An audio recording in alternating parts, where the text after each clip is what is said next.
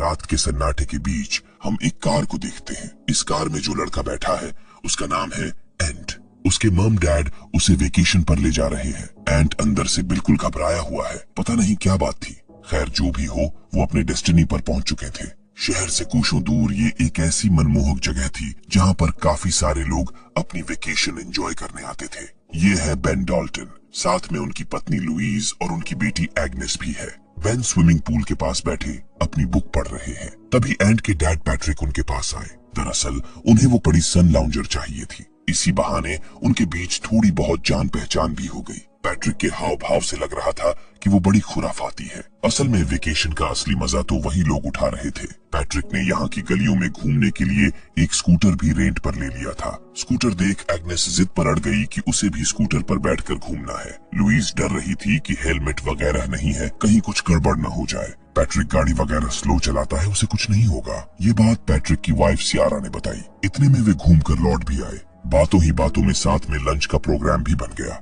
एंट इतना गुमसुम क्यों रहता है? जिस पर पैट्रिक ने बताया कि उसे कॉन्जेनिटल अग्लोशिया है, जिसमें जन्मजात बच्चे बिना जीभ के पैदा होते हैं, इसलिए वो बोल नहीं पाते। बदकिस्मती से उनके एंट को भी कॉन्जेनिटल अग्लोशिया है।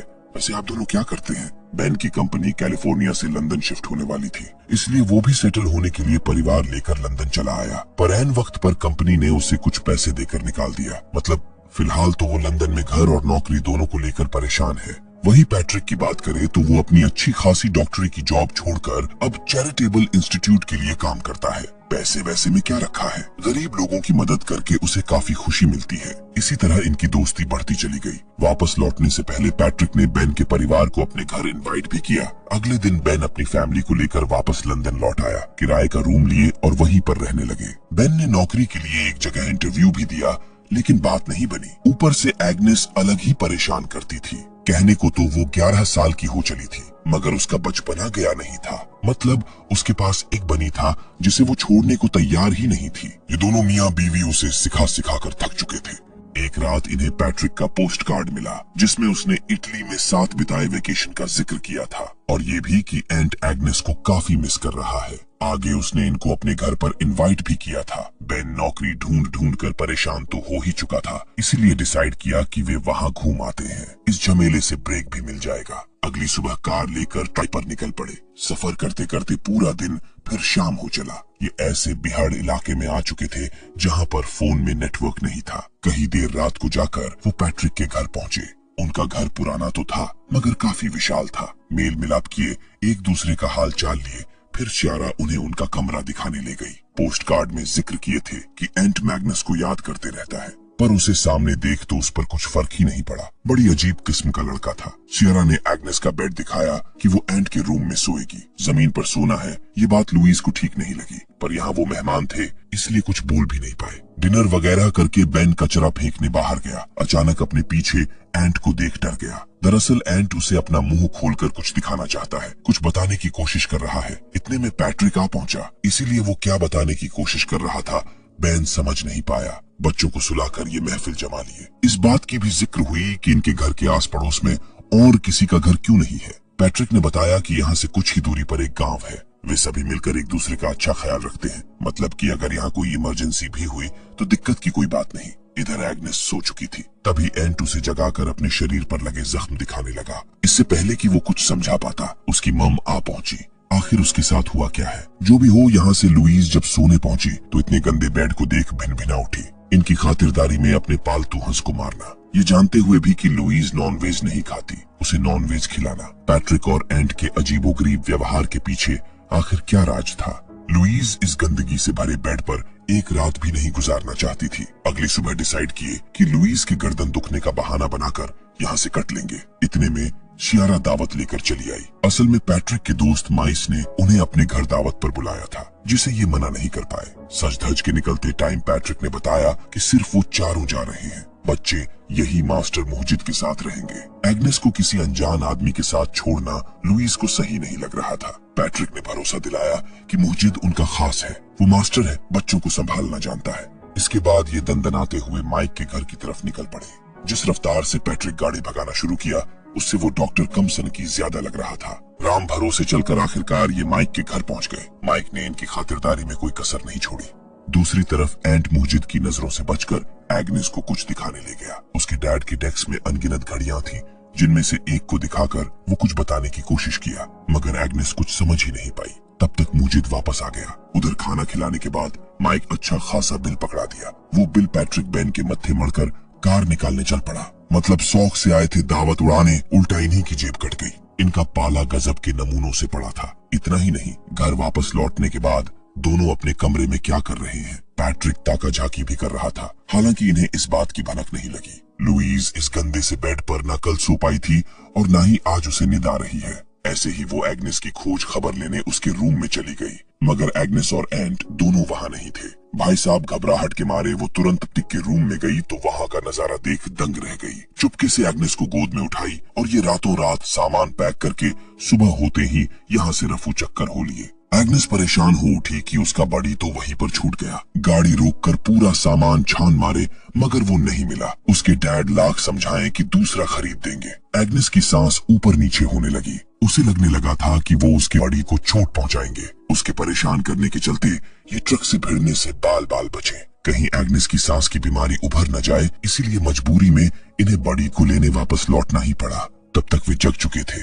आखिर तुम लोग बिन बताए ही क्यों चले गए थे? पैट्रिक ने ये बात उनसे पूछा। तो बात ऐसी है कि उनकी बेटी रात को उनके बेड पर क्यों सो रही थी। उन्हें ये बात पसंद नहीं आई, इसलिए वो जा रहे हैं। दरअसल एग्नेस को एंट के कमरे में घबराहट होने लगी थी। वो एक सुर से लुईस को आवाज लगाई जा रही थी। उसकी सांस ऊपर नीचे होने लगी थी, इसलिए सियारा उसे समझा बुझाकर अपने पास ले आई। पैट्रिक को तो ये बात पता भी नहीं थी। ये सब जानने के बाद लुईस और बेन उनसे माफी मांगे। यहाँ लुईस को ध्यान देना चाहिए था कि अगर एग्नेस रो रही थी, उसे पुकार रही थी, तो लुईस को उसकी आवाज सुनाई क्यों नहीं दी? रात को वो भी तो जगी हुई थी। खैर, उसकी ये लापरवाही उन्हें बहुत खटकने वाली है। उनके वापस लौटने से एंट बहुत खुश था। उन्हें अपने पोल्ट्री फार्म की मुर्गियों को दिखाना चाहता था। इनका भी मूड चेंज हो गया। जाने से पहले ये नाश्ता वगैरह का इंतजाम करने लगे। तभी सब्जी काटते वक्त लुईस की उंगली कट गई। बेन ने पैट्रिक से उसकी उंगली देखने के लिए कहा तो वो बोल पड़ा कि मैं डॉक्टर नहीं हूँ। पर तुमने तो बताया था कि तुम डॉक्टर हो। दरअसल जब भी वो नए लोगों के सामने नर्वस फील करता है तो अवध ओझा मास्टर की तरह फेंकना शुरू कर देता है। डॉक्टर नहीं हो तो करते क्या हो? घर का खर्च वगैरह मैनेज कैसे करते हो? ये बात बेन ने पूछा। थोड़ा बहुत गाजा बेच लेता हूँ। ये जान तो दोनों मियाँ बीवी हक्के बक्के रह गए। असल में पैट्रिक डॉक्टर ही है। वो दोनों मिलकर उनकी टांग खींच रहे थे। नाश्ता ड्रिंक वगैरह करने के बाद एंट और एग्नेस डांस शुरू किए, पर एंट हर बार बीट से बाहर जा रहा था, जिस पर पैट्रिक भड़क उठा, यहाँ तक कि उसे ग्लास चलाकर दे मारा। लुईस तुरंत डांटने लगी कि बच्चों को समझाने का ये कौन सा तरीका है? अब तुम मुझे सिखाओगी? बचपन में मेरा बाप मार मार के पीठ सुजा देता था। मुझे अच्छे से पता है कि बच्चों के साथ क्या करना है और क्या नहीं। उसका माथा इतना गर्म हो चुका था कि सियारा को उसे पुचकार कर शांत कराना पड़ा। दरअसल बचपन के दुर्व्यवहार का उसके दिमाग पर बहुत गहरा असर पड़ा था। वो नॉर्मल लोगों की तरह बिल्कुल नहीं था। उसके जाने के बाद लुईस यहाँ से तुरंत जाने का मन बना चुकी थी। उन्हें खराब लगेगा, इसलिए हम कॉफी वगैरह पीकर उनसे अलविदा लेकर निकलेंगे। ये मशवरा उनके बीच फाइनल हुआ। इधर एंट अलग ही जद्दोजहद में लगा था। वो दबे पांव पैट्रिक के पास गया और चुपके से पैट्रिक के बेल्ट से चाबी का छल्ला निकाल लाया। बाहर उसकी माँ थी, इसलिए एग्नेस के साथ खेलते खेलते वो बॉल को फर्म के अंदर जानबूझकर फेंक दिया। फिर बॉल लाने के बहाने एग्नेस को लेकर अंदर गया। चाबी से दरवाजा खोला, जिसके अंदर एक अंडरग्राउंड रूम बना था। अंदर दर्जनों जोड़े चप्पल, सूटकेस, मोबाइल वगैरह देख तो कलेजा ही दहल उठा। वही एग्नेस अभी 11 साल की थी। उसे समझ नहीं आया कि ये सब सामान यहाँ क्यों रखे हैं। तब एंट ने उसे एक एल्बम दिखाया। फोटो पर उंगली रखकर बताया कि ये उसके असली पेरेंट्स है। ये घड़ी उसके डैड की है, जिसे वो पहले भी दिखा चुका है। पहले वो बोल सकता था, फोटो में उसकी जीभ भी दिख रही है, पर पैट्रिक ने उसका जीभ काट लिया। उसके मॉम डैड को भी मार डाले। यही नहीं, पैट्रिक और सियारा का काम ही यही है। वो नए लोगों से दोस्ती कर उनको अपने घर इनवाइट करते हैं, फिर उनको खत्म कर उनमें से एक बच्चे को जीभ काट कर रख लेते हैं, ताकि बच्चे की हेल्प से अगले शिकार को फंसाने में आसानी हो। फिर किसी नई फैमिली को बुद्धू बनाकर इनवाइट करते हैं। फिर उस नई फैमिली के साथ साथ पिछले बच्चे जिसे जीभ कटा कर रखे थे, उसको नई फैमिली के साथ खत्म कर देते हैं और उस नई फैमिली का बच्चा रख लेते हैं। मतलब कि इस बार वो लुईस और बेन को मारकर उसकी बेटी को रख लेंगे। साथ ही साथ एंट को भी बाकी लड़कों की तरह खत्म कर देंगे। यानी कि उनके इस क्राइम करने का पैटर्न बरसों से चलते आ रहा है। उनके कारनामे से पूरा एल्बम भरा पड़ा था। एंट बहुत चालाक बच्चा था, इसलिए वो इतना सब कुछ पता लगा पाया था। यही नहीं, उसने सबूत के लिए एग्नेस को फोटो खींचने के लिए भी कहा। उसने पिछले दिनों एग्नेस को लिखकर भी दिया था कि वो यहाँ सेफ नहीं है, उसे मदद चाहिए। पर स्पेलिंग मिस्टेक तथा खराब हैंडराइटिंग के चलते एग्नेस कुछ समझ ही नहीं पाई थी। पकड़े जाने के डर से उसे चीट चबाकर निकलना पड़ गया था। इससे पहले कि पैट्रिक जाग जाए उसे चाबी को वापस रखना होगा। तब तक एग्नेस ये बात पेरेंट्स को बताने के लिए खेलने के बहाने बुलाई, पर वो कॉफी पीने में व्यस्त थे। उधर पैट्रिक जग चुका था। और पिल्ले क्या करने आया है यहाँ? एंट ने बिना हिचकिचाए इशारे से बताया कि बाहर उसे कॉफी पीने के लिए बुला रहे हैं। चल पीठ पर आजा, उन्हें दिखाना भी है कि हम दोनों में कितना प्यार है। इसी बहाने एंट चाबी का छल्ला उसके पैंट में लगा दिया। इधर जब बात नहीं बनी तो एग्नेस एक कांटे से पैर को जख्मी कर मम डैड के पास गई। उन्हें लगा कि उसके पीरियड शुरू हो गए। लुईज उसे एकांत में समझाने ले गई कि ये नॉर्मल बात है, पर बात तो कुछ और ही थी। उसने वो फोटोज उन्हें दिखाए। लुईज का पूरा दिमाग ही झन्ना उठा। एग्नेस जिद करने लगी कि वो एंट को भी अपने साथ लेकर चलेंगे।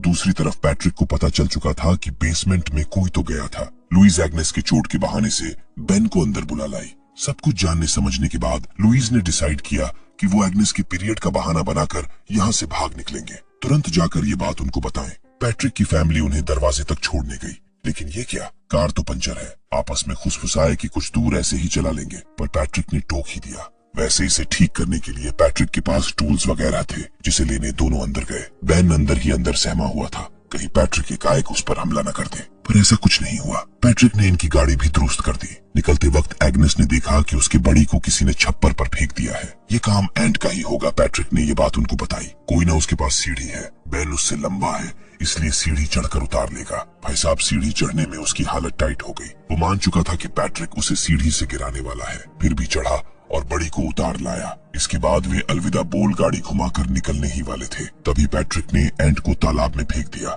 ये लोग इतना निर्दयी तो थे नहीं कि उसे डूबते हुए देख भाग निकलते। लुईज स्टीयरिंग संभाली और बेन एंट को बचाने फौरन तालाब में कूद पड़ा। इतने देर में पैट्रिक रिमोट कंट्रोल से मेन गेट को बंद कर दिया। बेन किसी तरह एंट को डूबने से बचा तो लिया, पर उसकी बीवी और बेटी पैट्रिक के गन पॉइंट पर थे। अंदर ले जाकर पहले इनके बैंक बैलेंस चेक करवाए, जिसमें $2,52,000 थे। पैट्रिक ने डिमांड किया कि इस बैंक अकाउंट में 2.5 लाख ट्रांसफर करो, जिसके बाद हम तुम लोगों को छोड़ देंगे। और हाँ, माइक ने इनके कार का खरीदार ढूंढ लिया है, इसलिए कार ले जाना तो भूल ही जाए। लुईज ने तुरंत पैसे ट्रांसफर कर दिए, मगर कुछ ना हो सका। पैट्रिक उनको जिंदा छोड़ने वाला नहीं था। उसने एग्नेस की जीभ काटने के लिए सिरिंज में एनेस्थीसिया भरा, वो भी ये जानवरों को दिया जाने वाला एनेस्थीसिया था। लुईज अपने जेब में चक्कू छिपा रखी थी, उसी से पैट्रिक के चेहरे को काट डाली। सियारा से बंदूक भी छीन ली। ताबड़तोड़ ये सभी अपने अपने हाथ खोले एंट ने पैट्रिक से चाबी लिया। सियारा गिड़गिड़ाने लगी कि वो उसे भी अपने साथ ले चले। असल में वो भी यहाँ 17 साल से पैट्रिक के कैद में है। उस वक्त वो एग्नेस की ही उम्र की थी,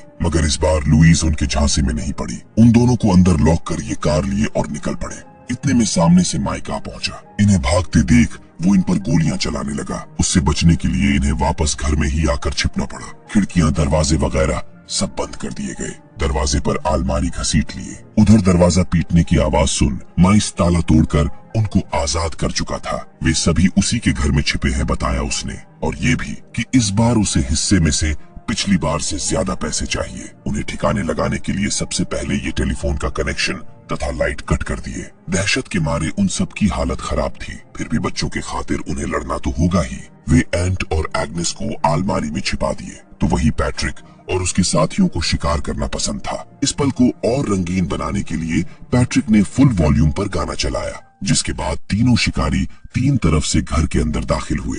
अंदर बिल्कुल सन्नाटा पसरा हुआ था। इस सन्नाटे के बीच एक अलमारी से सांस लेने की आवाज क्लियर सुनाई दे रही थी। पैट्रिक ने अलमारी खोला तो सन्न रह गया। इतने में लुईज अपना काम कर गई। दर्द के मारे पैट्रिक बिलबिला उठा। मौका देख बेन भी माइक पर हथौड़ा लेकर झपटा, पर कुछ खास कर नहीं पाया। माइस हथौड़ा छीन उसे खत्म करने ही वाला था। तभी पीछे से लुईज उसके सर में हथौड़ा दे मारी, जिससे उसकी वहीं पर मौत हो गई। उधर पैट्रिक के एक आंख से दिखना बंद हो चुका था। जलन के मारे उसकी हालत खराब थी, इसलिए उसने सियारा को उन्हें खत्म करने के लिए भेजा। सियारा उनके पीछे गई तो देखी कि वो लोग छत से भागने की कोशिश में लगे हैं। जैसे ही उसने बंदूक ताना, लुईज ने ऐसा मारा कि उसके एक रेपटे में सरक कर नीचे गिर पड़ी। लगे हाथ उसका भी काम तमाम हो गया। किसी तरह सीढ़ी लगाकर ये नीचे उतरे। तब तक सियारा की चीख सुन पैट्रिक भी आ चुका था। एग्नेस उसके गन पॉइंट पर थी। सियारा को इस तरह देख वो रो पड़ा। एक वही तो थी जो उसका ख्याल रखती थी। कोई ना अब ये काम लुईस की बेटी करेगी। इससे पहले कि वो उनको गोली मारता, एग्नेस ने उसे एनेस्थीसिया का सिरिंज लगा दिया। अगले ही पल वो बेहोश होने लगा। बाकी का काम एंट ने पूरा किया, जिसके बाद ये इस जंजाल से बचकर निकल पाए।